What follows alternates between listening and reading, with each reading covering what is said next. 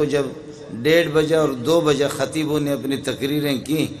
آخر میں مولوی صاحب کو بیان دیا کہ آپ کا بیان ہے، تو اب لوگ اس طریقے پر جھوم رہے ہیں اور سوئے ہوئے،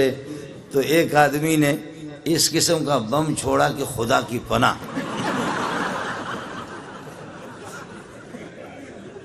یہ حضرت چونکہ موجود ہے آپ اسے پتہ بھی کرے، تو ایک آدمی نے وہ زبردست قسم کا بارود جب اس نے چھوڑا،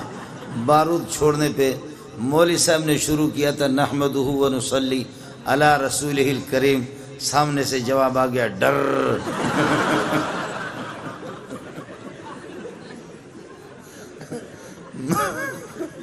مولوی صاحب چونکہ میرا عزیز ہے تو یہ حضرت بیٹھے ان سے پتہ کرو،